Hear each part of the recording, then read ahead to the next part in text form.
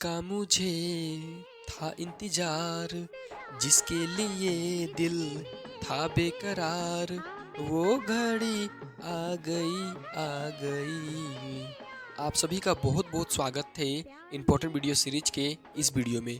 आज के इस वीडियो में हम क्लास 10th वालों के लिए जो 18 फरवरी को एग्ज़ाम होना है हिंदी का, उसके लिए एक वेरी इंपॉर्टेंट वीडियो लेकर के आए हैं, जिसमें कि हम केवल और केवल एग्ज़ाम में आने वाले सवाल को देखेंगे। जी हाँ, जितने भी स्टूडेंट जेक बोर्ड 2025 में अपना एग्ज़ाम दे रहे हैं, वे सारे स्टूडेंट्स इस वीडियो को सबसे पहले अपने दोस्तों के साथ शेयर कर दीजिए, क्योंकि इसमें हम केवल और केवल 10 क्वेश्चन को लिए हैं और ये जो 10 क्वेश्चन हैं केवल और केवल एग्ज़ाम में आने वाले हैं। ठीक है, यानी कि हम इंपॉर्टेंट क्वेश्चन को नहीं लिए हैं, बहुत ज़्यादा इंपॉर्टेंट क्वेश्चन को लिए हैं जो एग्जाम में आ सकते हैं या आने के बहुत ज़्यादा चांसेस है। ठीक है, तो चलिए देरी न करते हुए वीडियो को शुरू कर देते हैं।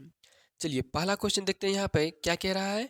बिस्मिल्लाह खां को शहनाई की मंगल ध्वनि का नायक क्यों कहा गया है। देखिए सवाल पूछा गया है कि बिस्मिल्लाह खान को शहनाई की मंगल ध्वनि का नायक क्यों कहा गया है।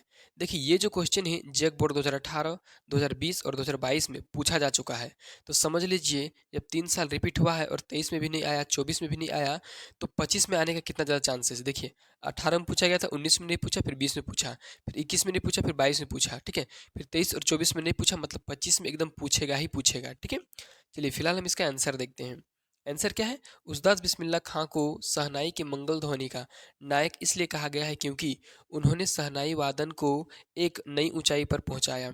उन्होंने वादन में एक विशेष तरह की मंगल ध्वनि होती थी। देखिए बोला जा रहा है कि बिस्मिल्लाह खां जो है वो शहनाई को एक ऊंचे स्तर तक पहुंचाए, जहां पर इसको बजाया नहीं दिया जा रहा था वहां पर भी इसको बजाने के लिए अनुमति दिलाए और इसके ध्वनि से, इसके धुन से सभी लोगों को रिझाए, सभी लोगों को खुश किए, जिससे लोग इसके धुन से खुश कर इसे कहीं ना कहीं मंदिर में और अन्य धार्मिक स्थानों में बजाने का अलाव कर दिए, बजाने लगे। ठीक है, फिर क्या लिखा है। शहनाई को मंगल का परिवेश बनाने वाला वाद्य माना गया है। देखिए बोला कि जा रहा है कि शहनाई को मंगल मतलब शुभ माना जा रहा है। ठीक है ना, मंगल परिवेश। फिर क्या लिखा है। इसके इस्तेमाल मांगलिक विधि विधानों के मौके पर किया जाता है। इसका इस्तेमाल मतलब शहनाई का इस्तेमाल कहाँ कहाँ पर किया जाता है, तो मंगल, मंगल मतलब शुभ, जहाँ पर मंगलमय का काम होता है, मांगलिक विधि काम होता है। ठीक है, वहाँ पर। चलिए ये क्वेश्चन तो देख लिए। चलिए दूसरा क्वेश्चन देखते हैं। ये भी क्वेश्चन इंपॉर्टेंट है, 2022 में पूछा गया है। क्या है। मनु भंडारी के व्यक्तित्व पर किन किन व्यक्तियों का किस रूप में प्रभाव पड़ा है। देखिए ये क्वेश्चन थोड़ा सा लंबा है कि भंडारी का जो व्यक्तित्व है वो उन पर, ठीक है ना, किन किन व्यक्तियों पर किस रूप में प्रभाव पड़ा है। तो चलिए इसका आंसर देखते हैं। आंसर कहता है मन्नू भंडारी के व्यक्तित्व पर उनके पिता, बहन, हिंदी अध्यापिका प्राध्यापिका शीला अग्रवाल और डॉक्टर अम्बालाल जी का प्रभाव पड़ा है। ठीक है, किस किस रूप में पड़ा है सो देखिए। सबसे पहला है प्रभाव पड़ने वाले लोग, उसमें से पहला है पिता। पिता के लिए किस प्रकार से प्रभाव पड़ा उसको देखिए। चलिए मनु भंडारी के पिता सुख संपत राय जाने माने लेखक थे। उन्होंने मन्नू को शिक्षा की महत्ता सिखाई। देखिए मन्नू भंडारी को शिक्षा की महत्ता कौन सिखाए थे, उसके पिताजी। तो इस तरह से अगर देखा जाए तो उसके पिताजी का बहुत बड़ा रोल है उनके जीवन में। किनके जीवन में, तो मन्नू भंडारी के जीवन में। ठीक है, दूसरा यहाँ पर क्या है, बी नंबर बहन। ठीक है ना, मनु भंडारी की बड़ी बहन सुशीला थी। उनका रंग गोरा था जबकि मन्नू का रंग सांवला था। पिता सुशीला को चाहते थे और मन्नू की उपेक्षा करते थे। ठीक है ना, देखिए पिता जो थे वो सुशीला को चाहते थे और मन्नू की उपेक्षा करते थे। ठीक है ना, उपेक्षा मतलब इनको कमज़ोर समझते थे। तो इनका भी कहीं ना कहीं रोल है, इनका भी कहीं ना कहीं प्रभाव है। आगे सी नंबर में हिंदी अध्यापिका शीला अग्रवाल, इनका क्या रोल है देखिए। उन्होंने मन्नू को चुनिंदा उच्च साहित्यकारों की किताबें पढ़ने के लिए प्रेरित किया। देखिए ये जो शीला अग्रवाल थे इनके हिंदी के शिक्षक, ठीक है ना, प्रधान अध्यापक कह सकते हैं। वो मनु भंडारी को बड़े बड़े जो लेखक होते हैं, जो उच्च चुनिंदा लोग होते हैं, जो साहित्यकार में महारत हासिल किए हैं, ठीक है ना, जो अच्छे साहित्यकार हैं, उनको किताब को पढ़ने के लिए प्रेरित करते थे। ठीक है, चलिए ये तो हो गया आप लोगों का। अब देखिए डी नंबर, डी नंबर में क्या लिखा हुआ है। चौथा नंबर में डॉक्टर अम्बालाल जी। ठीक है, अम्बालाल जी का जो प्रभाव है वो किस प्रकार से पड़ा है मन्नू भंडारी के जीवन में। चलिए लेखिका के पिता के घनिष्ठ मित्र थे। ठीक है ना, अम्बालाल कौन थे, तो लेखिका के जो पिता थे उनका घनिष्ठ मित्र थे। उन्होंने लेखिका के भाषण की प्रशंसा की और उन्हें क्रांति के पथ पर बढ़ने की प्रेरणा दी। देखिए, ये जो अम्बालाल जी थे, ये क्या किए, तो लेखिका का जो भाषण था उसका प्रशंसा किए, साथ ही साथ उनको आगे बढ़ने के लिए कहीं ना कहीं एक मोटिवेशन दिया। ठीक है ना। चलिए, ये तो हो गया। अब अगला देखिए, फादर कामिल बुल्के, 3 नंबर का क्वेश्चन है। फादर कामिल बुल्के के व्यक्तित्व पर संक्षिप्त में प्रकाश डालिए। ठीक है ना। चलिए, इसका आंसर देखते हैं। देखिए, ये भी क्वेश्चन 2022 में पूछा गया है, इंपॉर्टेंट है, VVI क्वेश्चन है। ठीक है, जितना भी क्वेश्चन है बहुत ज़्यादा इंपॉर्टेंट है। चलिए देखते हैं कि फादर कामिल बुल्के के व्यक्तित्व पर व्यक्तित्व कैसा था। ठीक है ना, उनके बारे में लिखना है। चलिए, क्या है, फादर कामिल बुल्के एक आत्मीय सन्यासी सन्यासी थे। ठीक है ना, मतलब सन्यासी व्यक्ति थे। ठीक है, वे हिंदी के प्रति समर्पित थे। देखिए, सन्यासी का मतलब क्या होता है, जो घर द्वार छोड़ दिया हो, जिनको सिर्फ और सिर्फ अपना मोक्ष का प्राप्ति करना हो, उनको सुख सुविधा से कोई मतलब नहीं हो, उनको खान पान से कोई मतलब नहीं हो, मतलब वो सुख सुविधा में नहीं जीना चाहते हैं, वो क्या कह सकते हैं उनको, कि जो जीवन के सच्चाई में जीना चाहते हैं, उनको बोलते हैं हम लोग सन्यासी। ठीक है, और जो पूजा पाठ में व्यस्त हो जाते हैं। साथ ही साथ वे क्या थे, हिंदी के प्रति समर्पित थे। ठीक है, और उन्होंने हिंदी साहित्य में महान योगदान दिया है। देखिए, हिंदी साहित्य, हिंदी लिटरेचर में उन्होंने काफ़ी ज़्यादा हेल्प किया है।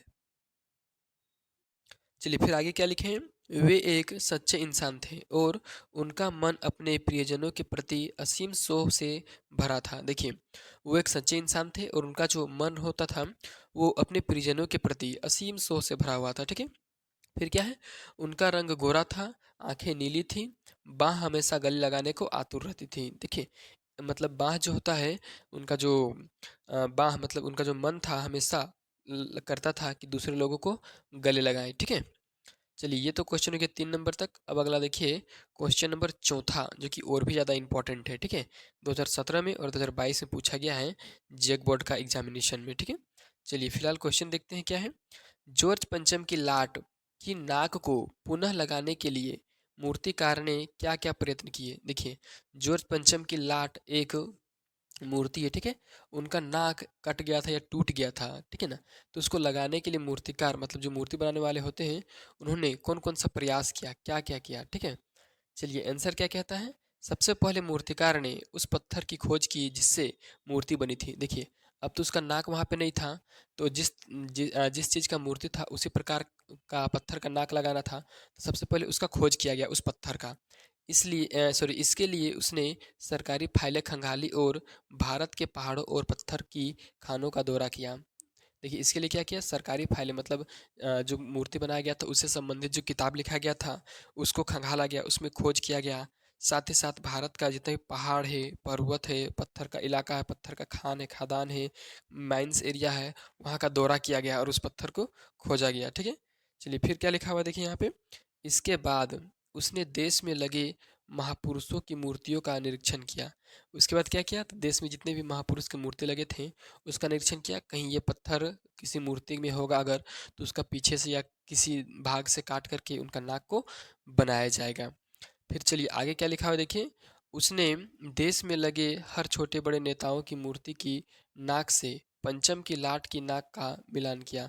देखिए, उसने क्या किया, देश में जितने भी छोटे बड़े नेता की मूर्ति थी, ठीक है, उससे क्या किए, उसका जो नाक से पंचम की लाट की नाक का मिलान किया। ठीक है, कहीं ये मिल तो नहीं जा रहा है और अच्छे से मिल रहा है कि नहीं, जो पहले का नाक था उस तरह से उसका मिलान किया। ठीक है, चलिए आगे क्या है। जब उसे कहीं सफलता नहीं मिली तो उसने आखिर में एक जीवित व्यक्ति की नाक काटकर जॉर्ज पंचम की मूर्ति पर लगा दी।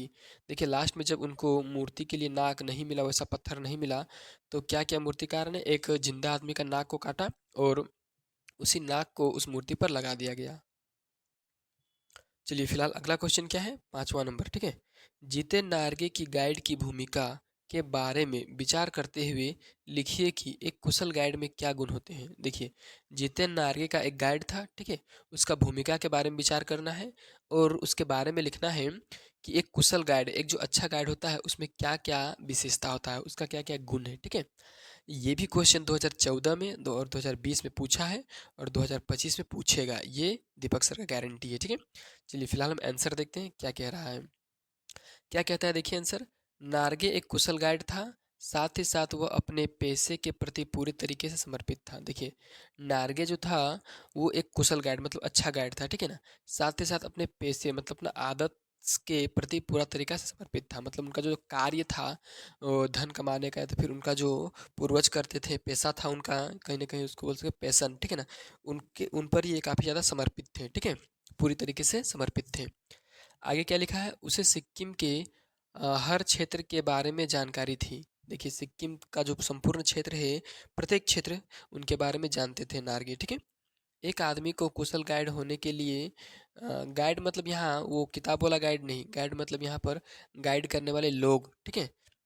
क्या कहा गया, एक आदमी को कुशल गाइड होने के लिए मधुभाषी, अच्छा वक्ता और हंसमुख व्यवहार रखना पड़ेगा। देखिए, कुशल गाइड का क्या क्या गुण होना चाहिए, तो मधुभाषी मतलब उनके भाषा में मधु चूता हो, मतलब अच्छा बोली हो, अच्छा विचार हो, अच्छा बात बोलता हो जो, ठीक है। अच्छा वक्ता मतलब अच्छा बोलता हो, ठीक है। हंसमुख मतलब हंसोड़, थोड़ा सा दुख में न जिए जिंदगी, थोड़ा सा अगर दुख में वो हो भी तो जब बात करे किसी से, जब किसी का गाइड करे तो वो कहीं ना कहीं उसके साथ हंस के बात करे, ठीक है। चलिए क्या लिखा है फिर, उसे क्षेत्रीय भाषा के साथ अंग्रेजी, हिंदी आदि जैसी मुख्य भाषाओं का भी ज्ञान होना चाहिए। देखिए, जो लोग गाइड होते हैं उनको जो क्षेत्रीय भाषा है उसका तो ज्ञान होना ही चाहिए, साथ साथ हिंदी, अंग्रेजी और जो मुख्य भाषा वहाँ पर बोला जाता है आसपास के क्षेत्रों में, उसका भी ज्ञान कहीं ना कहीं होना चाहिए, ठीक है। चलिए, इस प्रकार से हम टोटल 5 क्वेश्चन देख चुके हैं। अगर अभी तक इस वीडियो को आप शेयर नहीं किए हैं तो सबसे पहले तो वीडियो को आप जल्दी से शेयर कर दीजिए और वीडियो को लाइक कर दीजिए। साथ ही साथ और भी ज़्यादा वीडियो आपको चाहिए इससे रिलेटेड तो जल्दी से आप चैनल को सब्सक्राइब कर लीजिए ताकि वीडियो जल्दी से जल्दी आप लोगों को मिल सके। चलिए फिलहाल 6 नंबर का क्वेश्चन देखते हैं। नाक मान सम्मान व प्रतिष्ठा का द्योतक है, यह बात पूरी व्यंग रचना में किस तरह उभर कर आई है। देखिए, एक व्यंग रचना है आपकी किताब में, ठीक है। उसमें बताया गया है कि नाक जो होता है वो मान और सम्मान, साथ साथ प्रतिष्ठा का भी द्योतक है, ठीक है ना। जैसे नाक कट गया तो उसका इज्जत घट गया, ठीक है। तो नाक का कटना कहीं ना कहीं मान और सम्मान का खोने के समान है। तो ये जो बात है, ये पूरी बात व्यंग्य रचना में किस तरह से उभर कर आया है, ठीक है, इसके बारे में लिखना है। ये भी क्वेश्चन 2016 और 2020 में पूछा गया है। चलिए अगला क्वेश्चन, सॉरी, हम आंसर देखते हैं यहाँ पे। चलिए आंसर क्या कहता है, जॉर्ज पंचम की नाक नामक व्यंग्य रचना में नाक मान सम्मान व और प्रतिष्ठा का द्योतक है, इस तरह उभर कर आया है। देखिए, ये जो कवि चैप्टर है जॉर्ज पंचम की नाक, ठीक है ना, इसमें बताया गया है कि नाक जो है वो मान सम्मान और प्रतिष्ठा का द्योतक है, ठीक है। तो कैसे उभर कर आया है, तो इस तरह से उभर कर आया है जो कि यहाँ पर क ख ग के रूप में नीचे दिया हुआ है। चलिए पढ़ते हैं इसको। क नंबर में क्या है, जॉर्ज पंचम भारत पर विदेशी शासन के प्रतीक थे। देखिए, जॉर्ज पंचम किसका प्रतीक था, तो विदेशी शासन के प्रतीक थे, ठीक है ना, भारत में। उनकी कटी हुई नाक उनके अपमान की प्रतीक थी। देखिए, उनका कटा हुआ नाक मतलब जो अंग्रेज थे उनका जो नाक कट गया है, इसका मतलब वे अपमानजनक रूप से यहाँ से भगाए गए हैं, ठीक है। मतलब उनका अपमान हुआ है, उनका बेइज्जती हुआ है, ठीक है। चलिए ख में क्या है, जॉर्ज पंचम की नाक भारतीय स्वतंत्रता सेनानियों की नाक से नीची नीची थी। देखिए, जॉर्ज पंचम का जो नाक था वो भारतीय स्वतंत्रता सेनानी मतलब भारत के फौजियों की नाक से नीचे था, ठीक है। चलिए फिर ग नंबर क्या है, जॉर्ज पंचम की मूर्ति से गायब नाक के लिए मूर्तिकार को नाक लगाने का आदेश दे दिया गया। देखिए, जॉर्ज पंचम का जो नाक था जो मूर्ति से गायब हो गया था, ठीक है ना, तो उसको लगाने के लिए आदेश दे दिया गया। इससे ही पता चलता है कि नाक का ना होना कहीं ना कहीं बेइज्जती के समान है, ठीक है ना। नाक का ना होना कहीं ना कहीं अपमान के समान है। अपमान है, अपमान का समान क्या है, अपमान ही है। चलिए फिलहाल देखते हैं घ नंबर का क्या लिखा है, मूर्तिकार यानी कि मूर्ति बनाने वाला हिंदुस्तान के कोने कोने में गया किंतु मूर्ति की नाक ढूंढने में असफल रहा। देखिए, बोला जा रहा है, अब आप समझ के देखिए कि नाक कितना ज़्यादा इंपॉर्टेंट है।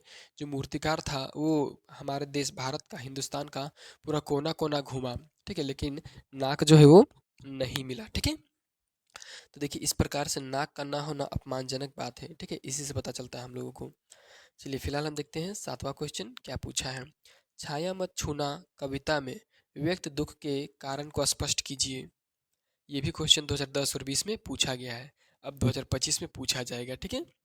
क्वेश्चन क्या है कि छाया मत छूना जो कविता है उसमें जो भी दुख व्यक्त है उसको कारण का स्पष्ट करना है, ठीक है, कि दुख क्यों हो रहा है। तो चलिए इसका आंसर देखते हैं। आंसर क्या कहता है? छाया मत छूना में मनुष्य के अतीत के बारे में संस्मरण कर चिंतन करने को दुख का कारण बताया गया है। देखिए, छाया मत छूना में दुखों का कारण क्या बताया गया है? तो जो लोग अतीत के बारे में, अतीत मतलब पुराना बात, प्राचीन बात, ठीक है ना, जो अतीत के बारे में सोचते हैं, स्मरण करते हैं, उसमें विचार करते हैं और उसमें चिंतन करते हैं, तो वहाँ से जो दुख उत्पन्न होता है, यही मूल दुख का कारण है, ठीक है ना। क्योंकि अतीत के बारे में सोचना, उसमें संस्मरण करना, चिंतन करना, कहीं ना कहीं यही सबसे बड़ा दुख है, ठीक है। फिर क्या लिखा है? इस कविता में बताया गया है कि मनुष्य को स्मृतियों के सहारे न जीकर वर्तमान में जीना चाहिए। मतलब मनुष्य को जो पुराना याद है उसमें न जीना चाहिए और वर्तमान में जीना चाहिए, ठीक है। फिर क्या लिखा है? दुविधाग्रस्त मन की स्थिति और प्रभुत्ता के जाल में फंसकर मनुष्य स्वयं को दुख देता है। देखिए, मनुष्य स्वयं को दुख कैसे देता है? दुविधाग्रस्त मन की स्थिति। देखिए, ऐसा मन जब कोई घटना घटा हो और मन बार बार उस घटना को याद कर रहा हो और उससे दुख हो रहा है, दुखी हो रहा हो, तो ऐसा दुखी नहीं होना चाहिए, ठीक है। फिर क्या लिखा है? प्रभुत्ता के जाल में फंसकर मनुष्य स्वयं को दुख देता है, ठीक है। क्योंकि ऐसा करने से वे दुख का जाल में, प्रभुत्ता का जाल में फंस जाता है और अपने आप को दुख देता है, ठीक है। चलिए 8वां क्वेश्चन देखते हैं। अब हम क्या पूछा है? अटल सॉरी अट, यहाँ अटल नहीं अट होगा, ठीक है ना। अट नहीं रही है कविता में कवि ने प्रकृति की व्यापकता का वर्णन किन रूपों में किया है? क्वेश्चन पूछा है कि अट नहीं रही, ये जो कविता है इसमें, ये जो कविता है इसमें कवि ने प्रकृति की व्यापकता का वर्णन किन रूपों में किया है, कैसे किया है, ठीक है। चलिए फिलहाल हम इसका आंसर देखते हैं। आंसर क्या कहता है? प्रकृति की व्यापकता का वर्णन किस तरह है, सो नीचे दिया गया है। चलिए ABCDEF तक है, ठीक है। ए में क्या है? फागुन महीने की मस्ती और शोभा का वर्णन। देखिए, फागुन यानी कि जो होली का समय होता है, इसमें कितना ज़्यादा मस्ती और कितना ज़्यादा शोभा, कितना ज़्यादा आनंद का समय होता है। इससे कवि जो है वो प्रकृति की व्यापकता का वर्णन करते हैं कि प्रकृति में कितना ज़्यादा इंजॉय, कितना ज़्यादा अच्छा लगने का, अच्छा खुशी महसूस होने का मोमेंट है, ठीक है। फिर बी देखिए, फागुन की शोभा अपने में समा नहीं पा रही है। देखिए, फागुन का जो शोभा है, फागुन का जो दृश्य है, वो अपने आप में समा नहीं पा रही है, ठीक है। फिर सी में क्या है? घरों में रंग बिरंगे फूल उगे हैं। देखिए, फागुन के समय में विभिन्न प्रकार के जो पेड़ होते हैं उसमें नए नए फूल लग जाते हैं। जैसे कि पलाश में लगता है, ठीक है ना, उसके बाद सागवान में भी लगता है और विभिन्न प्रकार के पौधों में लग जाता है। फिर से काजू में लगता है, ठीक है, बहुत सारे में। अगला डी नंबर देखिए, आकाश में पक्षियों की टोलियाँ कलर वो करती हुई उड़ान भर रही है। देखिए, आकाश में जो पक्षी का टोली, मतलब पक्षी का जो ग्रुप है, वो कलरव, कलरव मतलब होता है एक तरह से झूमते हुए उड़ान भर रही है, ठीक है ना। एक एक इधर से उधर, इधर से इधर झूम रही है, ठीक है। फिर क्या लिखा हुआ है? वृक्ष वृक्षों पर नए पत्ते उगाए हैं। देखिए, जितना भी पेड़ पौधा है उसमें नया नया पत्ता आ गया है, तो इससे वो प्रकृति का कहीं ना कहीं उसको जोड़ के देखते हैं और बताते हैं कि किस प्रकार से जो प्रकृति है वो हम लोग पे कहीं ना कहीं खुशी बरसाता है। फिर आगे देखिए क्या लिखा हुआ है एफ नंबर में, जगह जगह सौंदर्य की छवि बिखरी पड़ी है।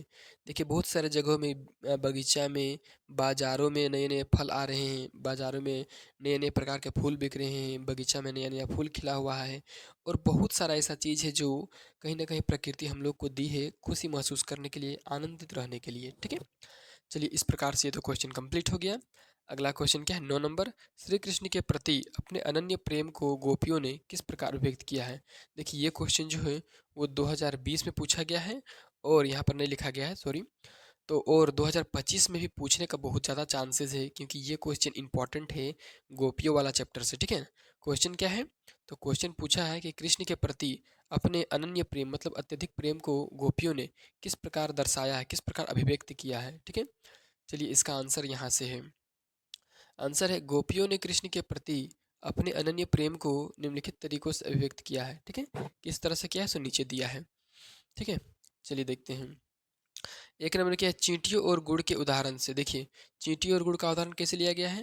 तो देखिए, जो चींटी होती है वो गुड़ में तब तक चिपक जाती है जब तक कि वो मर नहीं जाती हैं।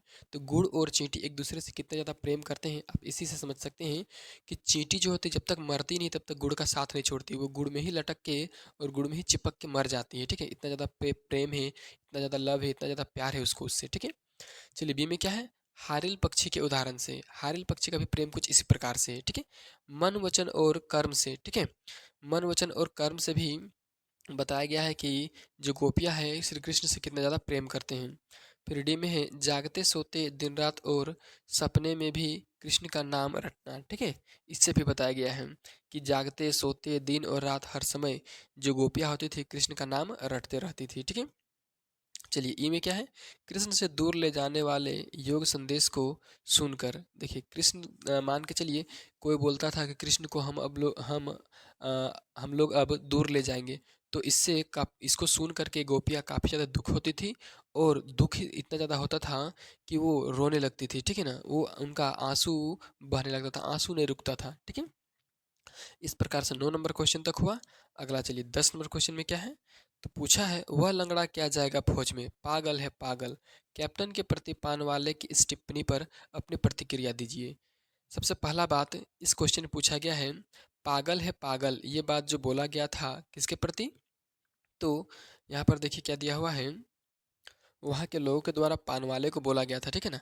तो पान वाले के जो ये बात बोला गया उसमें अपना प्रतिक्रिया देना, अपने से बात बताना है कि आपने जो पढ़ा को चैप्टर उसमें क्या सीख मिला इससे। चलिए फिलहाल इसका आंसर क्या है, इस टिप्पणी पर अपनी प्रतिक्रिया इस तरह दी जा सकती है, ठीक है।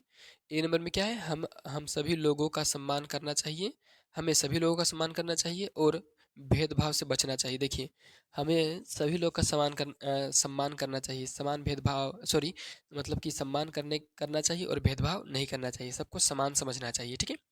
बी में क्या है, एक लंगड़ा व्यक्ति भी सेना में अपनी बहादुरी और साहस से अहम योगदान दे सकता है, ठीक है। जो लंगड़ा व्यक्ति जो चल नहीं सकता है वो भी देश के प्रति, देश में जो विभिन्न प्रकार की बुरी स्थिति है उसको लड़ने के लिए कहीं ना कहीं अपना योगदान दे सकता है, ठीक है। क्या कर सकते हैं, सेना होने का मतलब ये नहीं है कि बॉर्डर में जाके लड़ाई ही किया जाए, सेना होने का मतलब देश में जो विभिन्न प्रकार की लड़ाई है उससे जीतना है, ठीक है। चलिए सी में क्या है, कैप्टन में एक सच्चे देशभक्त के वे सभी गुण मौजूद है जो कि पानवाले में या समाज के अन्य किसी वर्ग में नहीं है। देखिए कैप्टन के पास, ठीक है ना, कैप्टन मतलब आप खुद बताइए कमेंट करके कि कैप्टन यहाँ पर किसको बोला गया है, ठीक है। कैप्टन के पास सच्चे देशभक्त का बहुत सारा गुण है, कह सकते हैं सभी गुण हैं जो समाज के अन्य व्यक्ति के पास भी नहीं है और पान वाले के पास भी नहीं है, ठीक है। चलिए फिलहाल आगे क्या लिखा हुआ है डी नंबर उसको देखते हैं। कैप्टन पानवाले से ज़्यादा सक्रिय विवेकशील और देशभक्त हैं। देखिए कैप्टन जो है वो क्या है, तो कैप्टन पानवाले से ज़्यादा सक्रिय है, ज़्यादा एक्टिव रहता है, ज़्यादा विवेकशील भी है मतलब तेज तरार भी है और ज़्यादा देशभक्ति भी निभाता है, ठीक है। देखिए इस प्रकार से हम आप लोगों के लिए इंपॉर्टेंट क्वेश्चन का वीडियो लगातार ला रहे हैं। जल्दी से आप इस यूट्यूब चैनल को सब्सक्राइब कर लीजिए और इस वीडियो को जल्दी से अपने दोस्तों के साथ शेयर कर दीजिए, साथ ही साथ वीडियो को लाइक कर दीजिए।